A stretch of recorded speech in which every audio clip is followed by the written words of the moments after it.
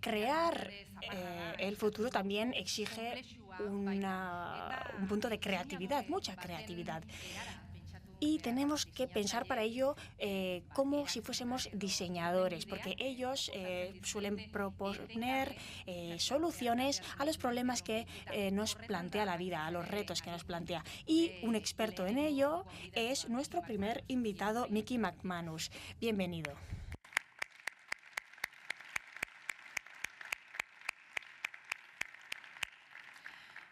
Welcome to Basque Country, Mickey.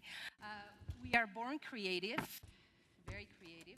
Bienvenido al País Vasco, Mickey. Nosotros nacemos con mucha creatividad, todos nosotros, pero luego perdemos esta creatividad según vayamos creciendo. Y es muy difícil para nosotros trabajar en equipo, pero hoy en día hay que trabajar en equipo para poder abordar el futuro. Bueno, en primer lugar, Kaixo. Vanessa, muy buena pregunta. ¿Cómo podemos trabajar juntos? ¿Cómo podemos co-crear? Bueno, esto es una de las maneras en que tenemos que pensar en cómo seguir hacia adelante. No es simplemente tener una idea y luego quedarnos ahí. Es fácil tener una idea, sobre todo ideas grandes. Son muy fáciles de tener, pero los detalles, esos son los puntos más difíciles. ¿Y cómo aprendemos acerca de los detalles? Pues haciendo algo, experimentando y aprendiendo. Entonces, hoy voy a hablar acerca de cómo crear un espacio para la creatividad. ¿Cómo podemos darnos a nosotros la oportunidad de trabajar con los demás? ¿Y cómo podemos cambiar un poco nuestra actitud? Pero no es un viaje fácil. Es un viaje, de hecho, bastante difícil. Pero yo creo que hay algunos métodos que tienen que ver con el pensamiento de diseño que nos pueden ayudar.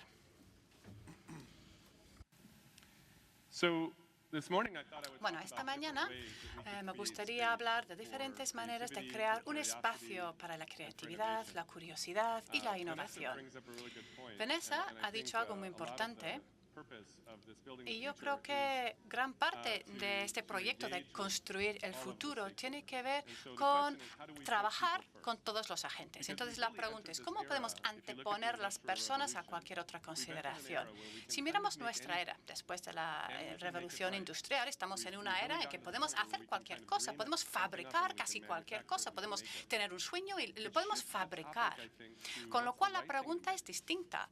Hoy en día no tenemos que preguntarnos cómo lo hago, cómo lo fabrico, sino qué es lo que debería hacer, qué es lo que debería fabricar, cuál sería la cosa más adecuada para crear. Entonces, tenemos que anteponer las personas.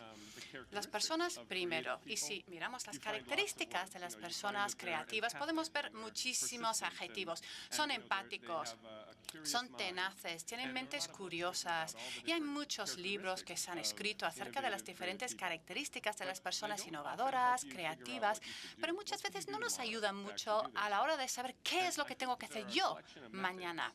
Y hay también una serie de métodos, a veces se llaman pensamiento de diseño o el diseño centrado o enfocado en los humanos, en las personas, y lo que hacen estos métodos es poner las personas primero. Uno de estos métodos es salir ahí fuera, escuchar y buscar necesidades no cubiertas. Muchas veces ni siquiera expresadas, porque no saben las personas expresar sus necesidades. Y luego reaccionar no solo al síntoma, sino atacar la causa raíz de este problema, de esta necesidad. Entender cómo lo vamos a hacer, pero también entender el por qué. Aquí entramos en el campo de la ética, al entender por qué hacemos lo que hacemos, entender a nuestros agentes y luego cómo hay que hacerlo, cómo hacemos un prototipo, por ejemplo. ¿Y por qué utilizamos experiencias piloto? Es porque cogemos un espacio pequeño, un espacio seguro, y ahí simulamos el prototipo para que no afectemos a una población vulnerable con una idea loca. No, vamos a empezar a una escala muy pequeña para aprender si funciona o no. Y luego ya poco a poco vamos subiendo de escala. Cuando hablamos del diseño, estamos hablando de crear nuevas soluciones para problemas, creando soluciones. El hecho de hacer nos enseña muchas cosas acerca del mundo. Vamos a comprobar, testear un nuevo producto, un nuevo enfoque, una nueva manera de educar a las personas y aprendemos. Pero cuando hablamos del diseño centrado en los humanos, es todo eso, pero es algo más también, porque en este proceso nos estamos basando en las necesidades, los deseos y el contexto de las personas con quien estás trabajando. Es decir, ponemos las personas primero. Entonces dicen, vale, pues vamos a hacer una encuesta. Y las encuestas están muy bien, pero una encuesta no es diseño, no es diseñar. Yo si voy y hago una encuesta, pues quizás puedo tener 5 ideas. No entiendo muy bien la situación, porque muchas veces no son capaces de articular sus necesidades. Margaret Reed una vez dijo que lo que hace la gente y lo que dice que hace la gente pues son dos cosas muy distintas. Y muchas veces las encuestas no nos dicen nada nuevo. Pero podemos hacer una investigación etnográfica. Es decir, podemos salir ahí al mundo y hablar con algunos agentes específicos, bien seleccionados. Pocas personas, pero estas personas nos van a dar muchísima información. De 10 personas quizás puede tener 100 ideas. Y de unos cuantos pilotos puedo aprender miles de cosas nuevas. Y lo llamo investigación etnográfica, que es una manera muy específica de salir ahí fuera y hablar con la gente. Es que yo puedo ver, le veo, voy a hablar con esta persona, veo cómo trabaja, veo la cultura en que ella está inmersa, entiendo su comportamiento en el contexto y entiendo el significado del proceso. Y todas esas técnicas es un método, un método que nosotros podemos utilizar. Hace algunos años yo creé un instituto educativo que se llama Luma, que miraba miles de técnicas que se han utilizado en los últimos años y mirando un poco qué podemos aprender de esas técnicas. Por ejemplo, tenemos técnicas que tienen que ver con observar. Salimos, vamos a los contextos de las vidas diarias, cotidianas de las personas y le decimos, ¿por qué has hecho esto? ¿Por qué has hecho esta otra cosa? Entonces aprendemos en el viaje, en el proceso. Y luego también hay una serie de técnicas que nos ayudan a entender, hacer un mapeo de los agentes, hacer esquemas de las experiencias. Hay cientos de esas técnicas. Y luego tenemos diferentes técnicas para hacer las cosas, crear nuevas ideas. Entonces, aquí podemos simplemente hacer entrevistas con las personas, podemos hacer una investigación contextual, es decir, estar ahí con esas personas, saber lo que hacen y luego simplemente podemos estar ahí como una mosca en la pared, así lo decimos en inglés, es estar ahí observando sin decir absolutamente nada. Y luego meterte tú en la experiencia de los demás, es decir, andar 1 kilómetro en los zapatos de otra persona. Aquí vemos un investigador que está intentando entender cómo es si uno sufre de artritis y uno sufre también de cataratas, es decir, lleva gafas que le impiden ver, ve un poquito, pero no ve del todo, y tiene unos guantes que le impiden mover, y está intentando abrir un producto, está intentando realizar alguna actividad. Y así podemos hacer las cosas. Salir ahí fuera y ver cómo las industrias están interactuando con los trabajadores, cómo los trabajadores están aprendiendo nuevas cosas. Otra cosa que podemos hacer es hacer una iteración rápida.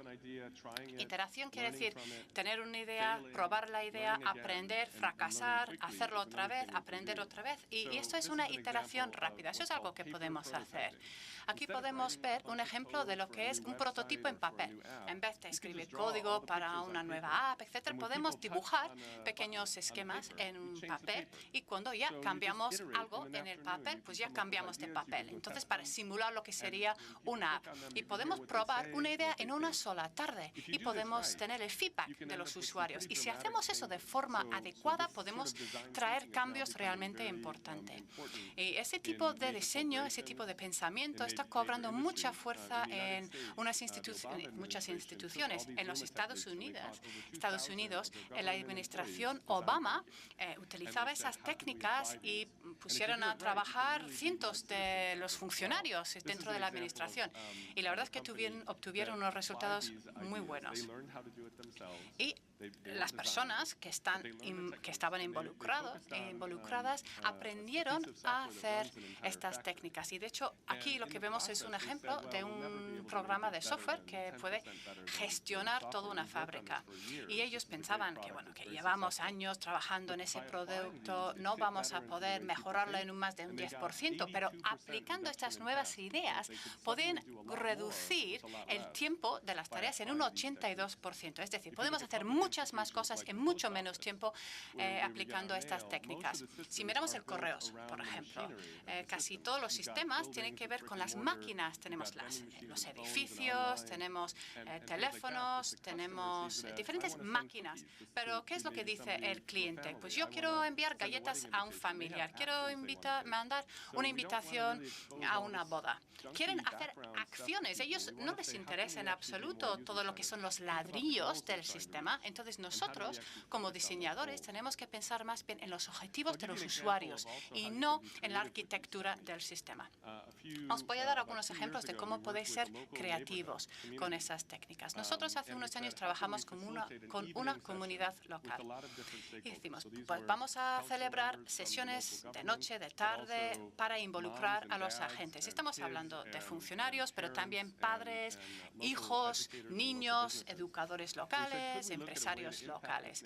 Y era un barrio bastante pobre y queríamos buscar nuevas maneras de mejorar el barrio. Utilizamos varias técnicas de la observación, la comprensión y el hacer. Y en una tarde aprendieron todas esas técnicas y luego esa misma noche aplicaron las mismas técnicas. Aquí tenemos una matriz, aquí tenemos unos papeles grandes que están en la pared con diferentes métodos y luego retos. Y en solamente media hora los participantes generaron una cantidad ingente de diferentes ideas. 43 personas con 9 equipos generaron 797 ideas en solo 20 minutos. Y luego se centraron en cómo podemos construir sobre las ideas de los demás, cómo podemos improvisar sobre la base de las ideas de los demás. Y luego también analizaron la importancia de las ideas, el impacto que iban a tener y luego si eran fáciles de hacer o no. Entonces, si va a tener un impacto alto y no era muy difícil de hacerlo, hagámoslo mañana. Ahora, si va a tener un buen impacto, pero va a ser un poco más difícil, entonces quizás necesitamos una experiencia piloto.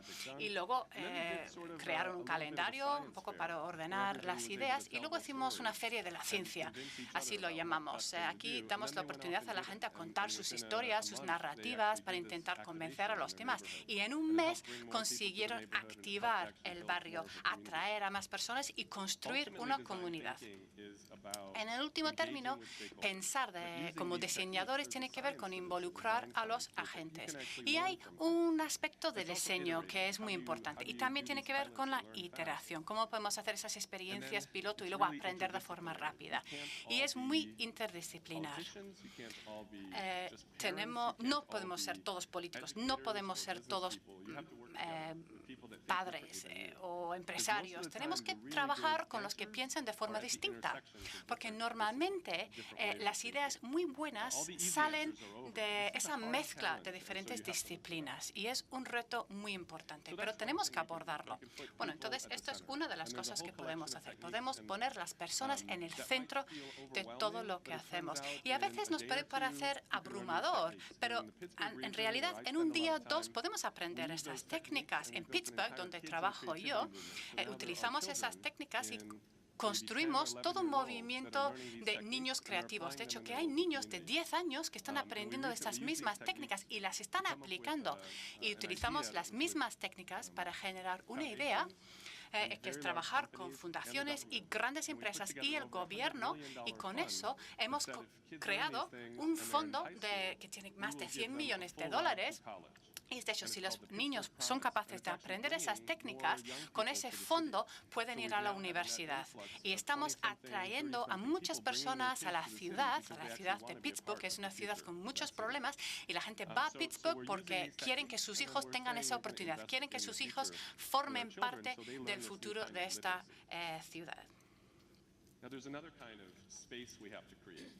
Y hay otro espacio que tenemos que crear. Tenemos que crear un espacio para todos estos cambios tecnológicos, porque todo se mueve de una forma muy rápida. ¿Cómo pensamos entonces en todas esas tecnologías que están viniendo hacia nosotros como un tsunami? ¿Cómo podemos crear un espacio para todo esto? Miramos cosas que ayer pensamos que eran imposibles y hoy en día son posibles gracias a la nueva tecnología.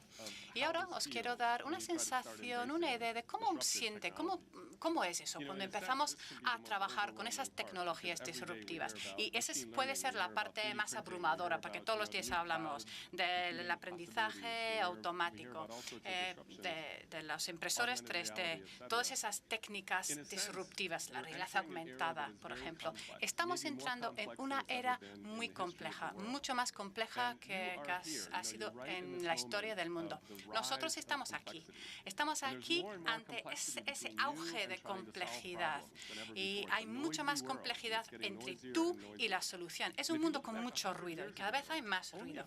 Si nos remontamos 100 años, solo unas cuantas personas tenían que lidiar con toda esa complejidad. Pues, por ejemplo, Henry Ford, a la hora de construir su primera fábrica, muy pocas personas tenían que abordar toda esa complejidad. Solo había unos pocos ordenadores, pero hoy en día todos nosotros tenemos que abordar esa complejidad. El ordenador, el teléfono que tenemos nosotros en el bolsillo tiene mucho más poder computacional que el mejor ordenador hace unos cuantos años.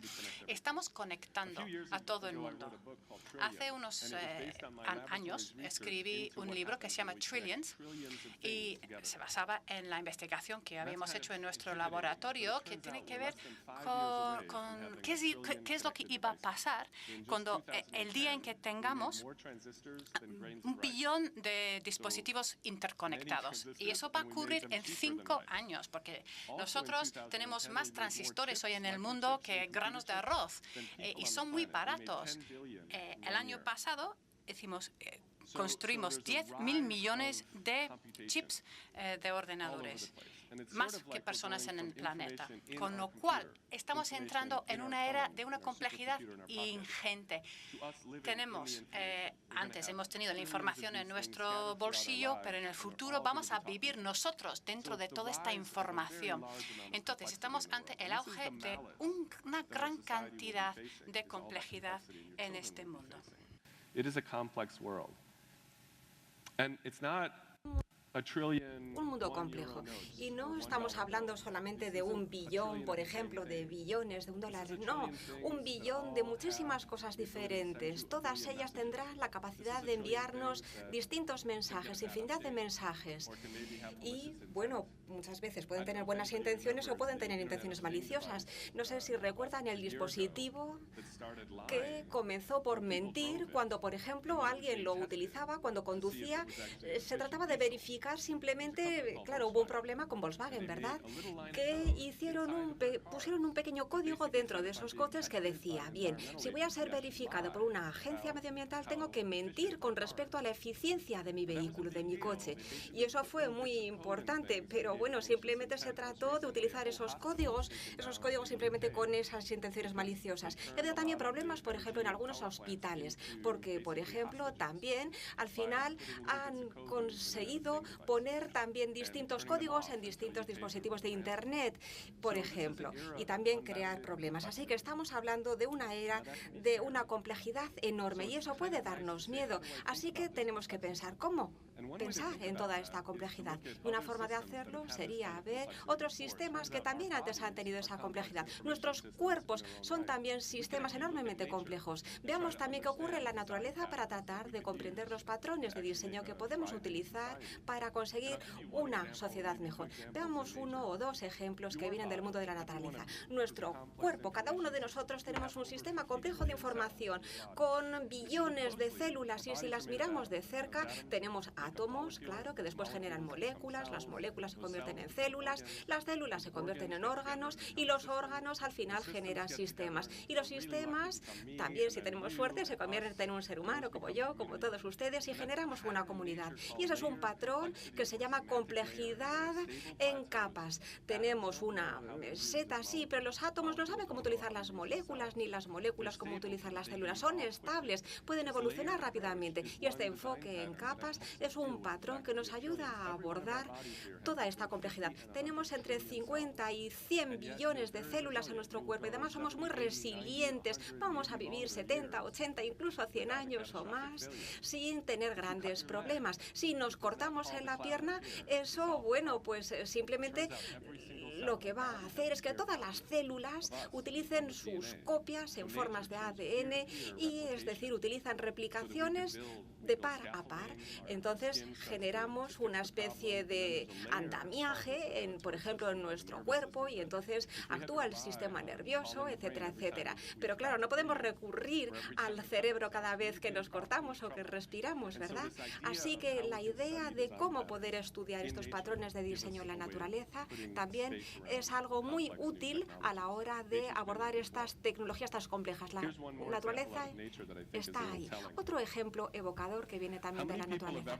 ¿Cuántos han oído hablar de Pendo? ¿Pendo? ¿Quién ha oído hablar de Pendo? Pendo, Pando, Pando, Pendo. Esto es Pando. Esto está en Utah, en los Estados Unidos, y lleva aquí en vida desde hace muchísimos años. Estamos hablando de un árbol, de una especie de árbol que ocupa muchísimos kilómetros y cuando cambia una de las hojas de estos álamos, pues entonces simplemente van cambiando las demás y siguen brotando, pero no podría sobrevivir por sí sola. Es un organismo viejísimo. ¿Cuál es el patrón que vemos en estos álamos? Y vemos que debajo de la superficie de estos álamos hay una red de rizal, una red horizontal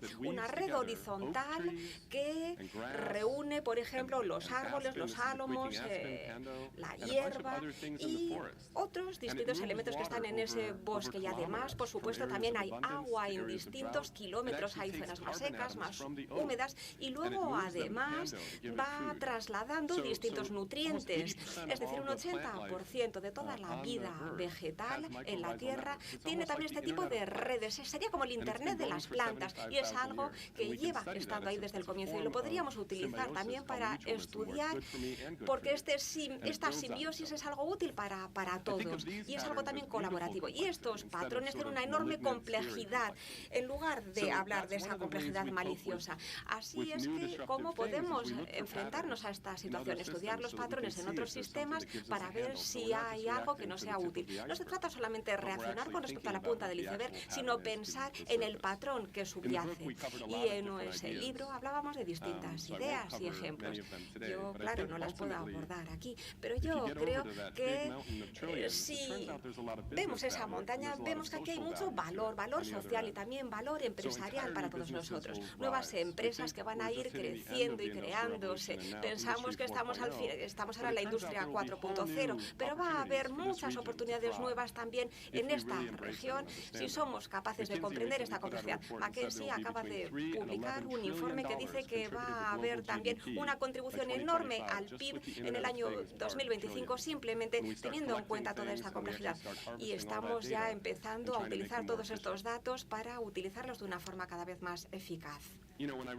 Cuando escribí el libro pensé que simplemente íbamos a hablar de un mar de dispositivos de la información, ¿verdad? El Internet de las cosas, etcétera, etcétera, y que todo estaría conectado. Pero al final vemos que existen megatendencias que se solapan entre sí, se solapan dentro de este caldo, de esta sopa. No se trata solamente de un mar de información de dispositivos, sino de que además los dispositivos tienen opiniones, porque tenemos inteligencia artificial, tienen sensores para probar las cosas, ir a aprendiendo sobre la marcha. Y también la fabricación digital, porque estos elementos pueden tener, por ejemplo, actualizaciones de hardware y de software. Y esto es muy importante. Y yo creo que tenemos que tener en cuenta todas estas nuevas disrupciones. Veamos un poquito de qué estoy hablando. ¿Cuáles son estos elementos de disrupción? Cuando hablo de robótica y de fabricación digital, claro, nos viene a la cabeza las impresoras en 3D, pero las cosas están cambiando. No se trata solamente de hablar de impresión, por ejemplo, de plástico, por ejemplo. Se están haciendo cosas muy interesantes en distintos ámbitos. Las empresas, por ejemplo, ahora dicen, puedo, por ejemplo, hacer este tipo de carburadores, por ejemplo, para fresar, pero pesa 5 kilos, por ejemplo, y necesitamos mejorar la energía, pero con las impresoras lo puedo hacer mucho más ligero y además puedo también mejorar su superficie. Así que desde el punto de vista económico, ahora sí que va a ser mucho más rentable hacer las cosas en titanio, por ejemplo, y en otras aleaciones. Y estamos simplemente hablando de mecanismos muy sencillos gracias a esa tecnología de la impresión 3D. Recientemente he trabajado en un proyecto para ver, por ejemplo, qué pasaría si 3 chicos en un garaje pudiesen simplemente crear una nueva empresa de fabricación de automóviles, ¿verdad? Porque solamente lo pueden hacer millonarios. No, 3 jóvenes, igual que antes 3 jóvenes crearon Facebook, pueden crear ahora una compañía de automoción, aplicando, por ejemplo, la fabricación digital también. Y vamos a acabar por tener algo muy interesante dentro de muy poco tiempo. Y ahora veremos después algún ejemplo. Felix lleva diseñando coches desde hace 30 años. Maus también es un campeón deportista automovilístico. Trabajamos con ellos para diseñar un coche nuevo, aunque ellos llevan trabajando en este tipo de coches durante toda la vida. Y vimos cómo el sistema ha ido evolucionando con el tiempo. Los diseñadores han ido viendo cuáles son las fuerzas que actúan en el chasis. Y empezamos a ver cómo el sistema iba evolucionando. Así que aprovechamos todas estas tecnologías disruptivas y vimos cómo el coche empezó a soñar él mismo su propio futuro. Y el coche empezó a, por ejemplo, a aligerarse, a ser más ligero cada vez. Y al final del proceso, aun y cuando había sido diseñado por gente que llevaba trabajando en este ámbito desde hacía 40 años, este coche era un 30% más ligero. ¿Por qué? Porque él mismo formó parte del proceso. Utilizamos sensores, probamos las cosas en el desierto y todos los días trabajamos con distintos puntos y sobre todo trabajamos también con becarios, con la gente de la próxima generación, que estuvieron recopilando todos esos distintos puntos. Este es el aspecto que tiene GE, General Electric. Recientemente utilizó este motor, por ejemplo, de propulsión. Cogió a sus ingenieros, los encerró en una sala y les dijo, no podéis salir de ahí hasta que podáis desarrollar nuevas tecnologías de fabricación que nos ayuden a mejorar. Y tiene 2.000 piezas. Cogieron un 85% de ellas y las han reducido a solamente 12. Cogieron esas 800 piezas tradicionales, por ejemplo, y las redujeron, como digo, solamente a 12. Y todo eso simplemente entra dentro de un ordenador y se pueden imprimir. Ya no hacen falta todos esos contratos que hacían falta antes. Están cambiando radicalmente las cosas. Así que la fabricación digital está cambiando las cosas a un ritmo acelerado. Sí, veamos, hemos pasado de 800 piezas, de 855 a 12 y además no hace falta almacenes, simplemente hace falta un archivo de ordenador y una impresora en 3D. Esto va a cambiar radicalmente también nuestras relaciones y nuestras redes dentro de nuestra cadena de suministro. Un amigo mío ha trabajado en un proyecto, creo que está aquí sentado en el público, en donde enviaron una impresora 3D a la NASA y simplemente todo eso que estaba en el espacio, en lugar de poner todo lo que les hacía falta en un cohete y esperar mandarlo ahí fuera, simplemente a través de un email enviaron, por ejemplo, esa información. Esa es la impresora y este es Buzz, el comandante en esta estación espacial, que dijo, bueno, ojalá pudiésemos hacer algo con esta pieza, pudiésemos replicarla. Y la pudieron replicar gracias a esa impresora en 3D. Así que por la primera vez se pueden fabricar crear cosas en el espacio gracias a esta impresora. E incluso se ha hecho un concurso y adolescentes pudieron también trabajar en proyectos como estos para poder aprender, jugar e interactuar con los astronautas. Así que todo esto es increíble. E incluso este tipo de técnicas de fabricación digital también son disruptivas. Recientemente hablé con alguien en Roma que había también hecho una campaña diciéndose, ¿qué ocurriría si 2.000 millones de personas tuviesen una impresora 3D en sus bolsillos? Si tuviesen una impresora y además si solamente costase $100, ¿qué pasaría si pudiésemos simplemente enviar un mensaje que generase que se pudiesen utilizar esas impresoras? Así que, bueno, esto lo podemos tener en nuestro, por ejemplo, teléfono. Si colocamos una resina, podemos después poner esta pieza a través de un puerto y en 2 o 3 horas alguien nos puede enviar un mensaje y al cabo de 2 o 3 horas se imprime a través de nuestro teléfono, así como estamos viendo, y esto cuesta solamente $99. Así que una disrupción ingente. Cómo pensar en todo ello y cómo aprender de ello es esencial. Incluso las infraestructuras también están cambiando. Esto parece un juguete, pero es muy interesante. Si tenemos un iPad Pro, podemos tener placas y podemos trabajar con elementos mecánicos transparentes ahí simplemente en nuestro escritorio. También lo estamos viendo en el sector público. Esto es un esfuerzo de un artista con el que hemos trabajado en Ámsterdam, en donde dijeron, podríamos poner 2 robots a cada lado de un canal y hacer clic y los robots podrán ir haciendo un puente de un lado a otro del canal. Así que ahora se está utilizando también la robótica para fabricar un nuevo puente en Ámsterdam. Aquí lo pueden ver. Así que es increíble ver estas cosas y entenderlas, ¿verdad? Y ver su evolución. Y esto es muy interesante. Y además el puente ya empieza a estar ahí y se sigue aprendiendo todavía cada vez más. Esto va a estar en el Distrito Rojo de Ámsterdam. ¿Y qué ocurre cuando las infraestructuras públicas pueden además actualizarse de una forma tan sencilla en lugar de llevar a cabo proyectos de una envergadura enorme, ¿verdad? Y todo esto simplemente basándose en el feedback de los usuarios y de la comunidad. Y esto creo que va a ser también divertido. Creo que se va a instalar ya el año que viene este puente. Otra tecnología muy importante es el aprendizaje automático. Tenemos que abrir nuestras miras para comprender cómo funciona este aprendizaje automático que va a tener un impacto enorme en nuestras vidas. Mucha gente piensa en el aprendizaje automático, puede que piense, por ejemplo, en este tipo de coches sin conductores desde Mercedes. Creo que simplemente se trata de que la gente pueda estar tranquilamente haciendo una fiesta en el coche en lugar de concentrarse en conducir. Pero también se aplica, por ejemplo, a la salud y a las políticas públicas. Veamos un ejemplo en donde un pequeño grupo de empresarios dentro del gobierno de los Estados Unidos, en el Centro de Control de Enfermedades, en los fines de semana, bueno, pues desarrollan distintos proyectos y dijeron, podríamos detectar, por ejemplo, el autismo, los índices de autismo en nuestra población. Así que vieron los índices de autismo y dijeron, podemos utilizar un software de código abierto que utilice estas técnicas y aplicarlo a todos los datos que tenemos desde el nacimiento hasta la edad de 6 años en distintos lugares del país.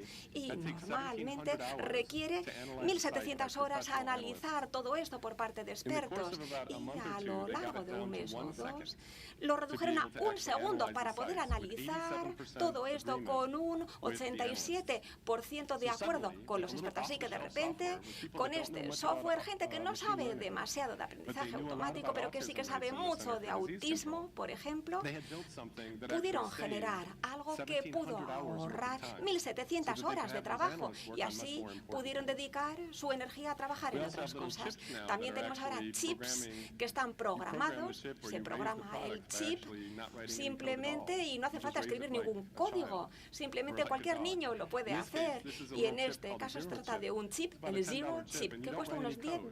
No hace falta código alguno. Básicamente decimos, pues muy bien perrito, muy mal. Cuando pasa por el blanco le decimos muy bien y le das una zanahoria. Y si pasa por el amarillo pues le das un palo en lugar de una zanahoria. Y a lo largo del tiempo aprende a navegar, simplemente. Lo que ocurre, por ejemplo, con estos códigos computacionales es que, claro, no está bien utilizar esos códigos, porque ahora se trata de trabajar de una forma diferente. Y no se trata de seguir escribiendo esos códigos. Bien, creo que todo esto está ya aquí, nos guste o no nos guste. Este es un programa en el que estamos trabajando, en donde los robots simplemente les damos al robot un diagrama final de lo que queremos ensamblar, y el robot ya ha aprendido a ensamblar las cosas por sí solo. Como un niño que aprende, ¿verdad?, cuando está jugando con ladrillos.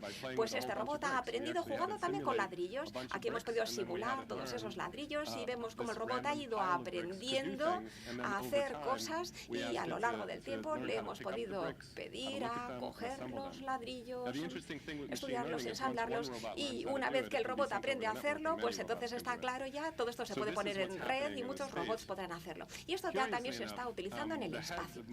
Y los directores de estos equipos, este es Andrew Ng, quien creó Google Brain, han dicho cosas como que estamos entrando en una era en donde el aprendizaje a lo largo de toda la vida ya no es opcional, porque a medida que esto empieza a hacer nuevas tareas, nosotros tenemos que seguir aprendiendo y estudiando todo el tiempo. No se trata solamente de estudiar en el instituto y luego en la universidad y seguir haciendo lo mismo toda la vida. No, tenemos que seguir aprendiendo a lo largo de la vida entera. Así que, bien, esto es lo que ocurre cuando pensamos en todos estos sistemas.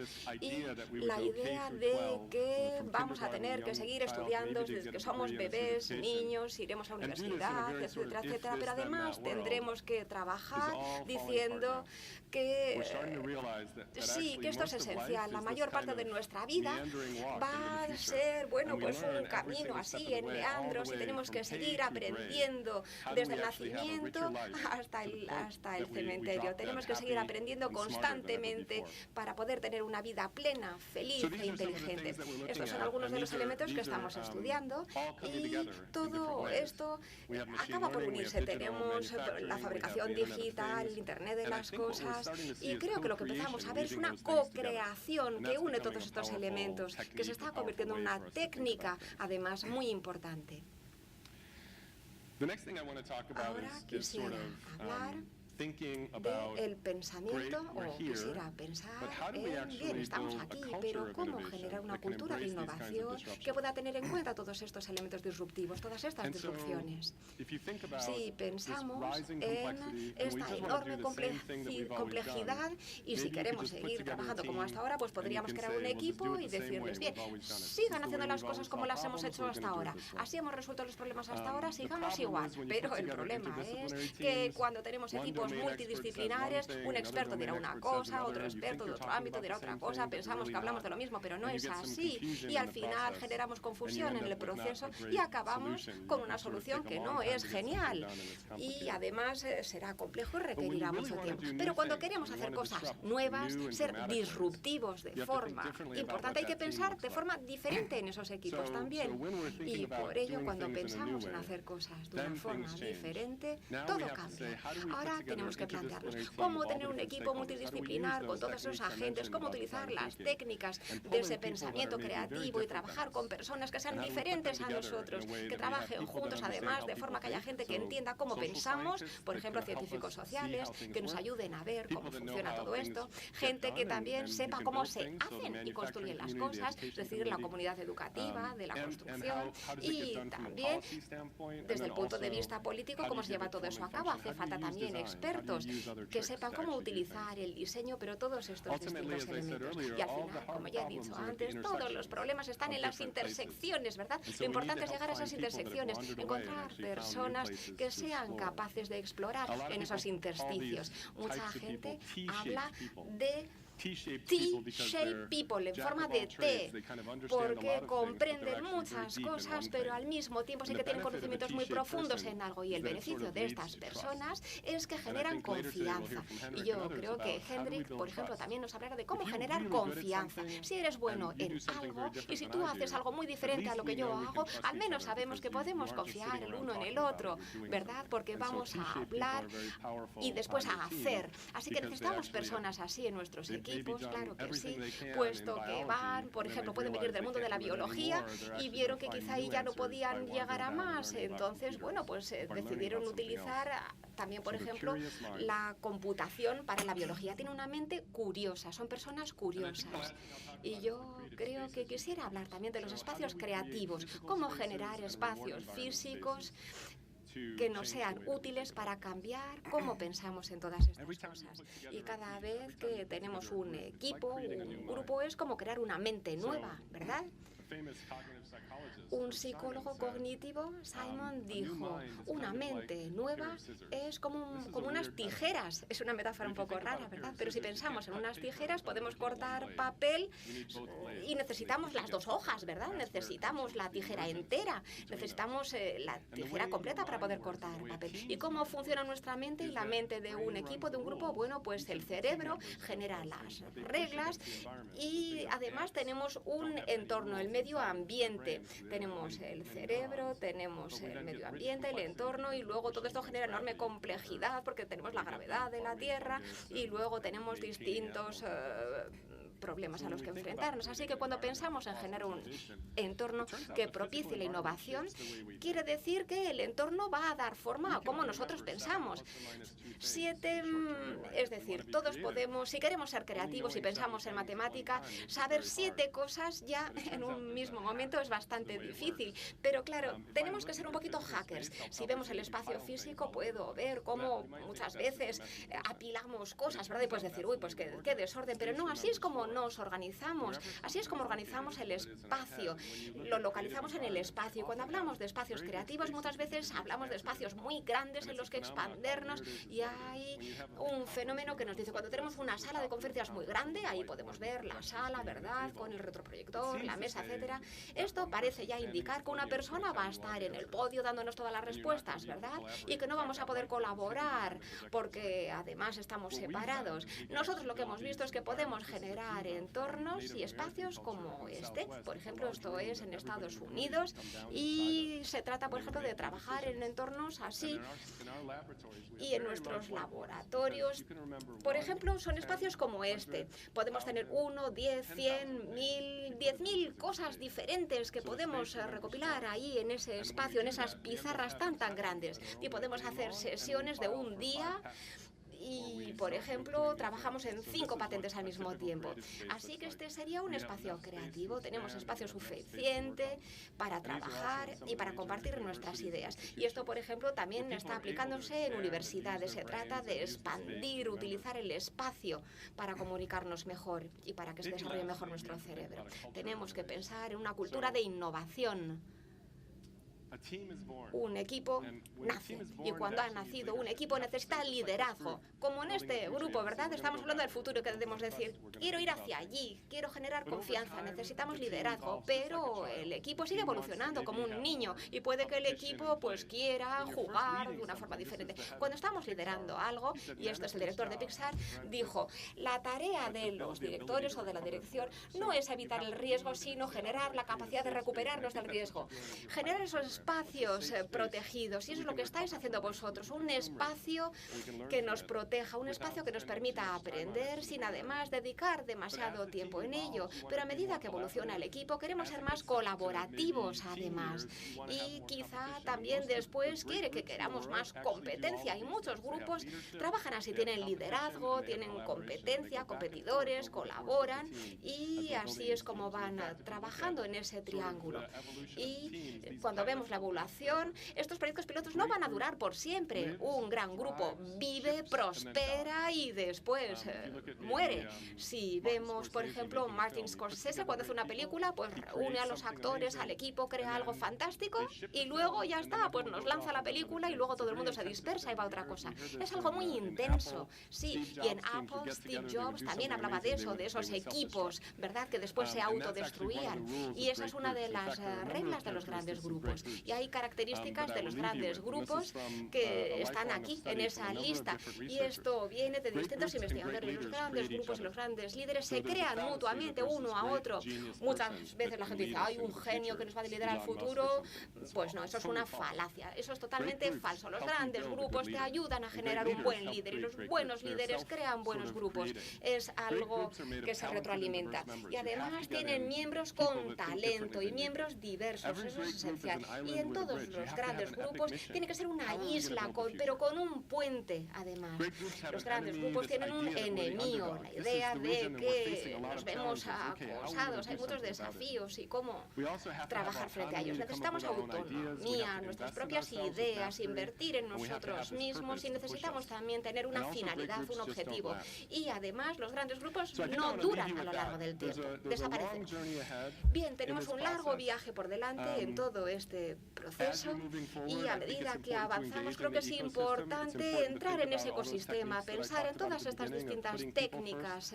Las personas, lo primero, claro que sí, online puede leer acerca de todas estas distintas técnicas, matrices, cómo trabajar con ideas, con grupos. Hay distintos métodos que nos pueden ser útiles.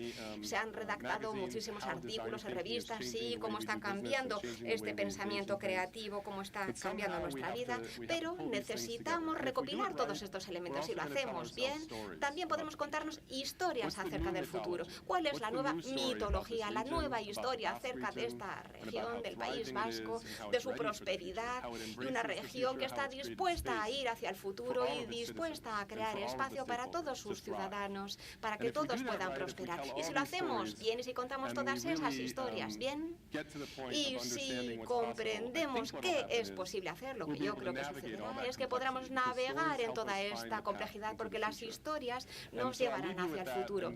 Así que voy a finalizar aquí diciendo que esto es un mapa de ese viaje que van a tener que recorrer de aquí en adelante. Muchísimas gracias.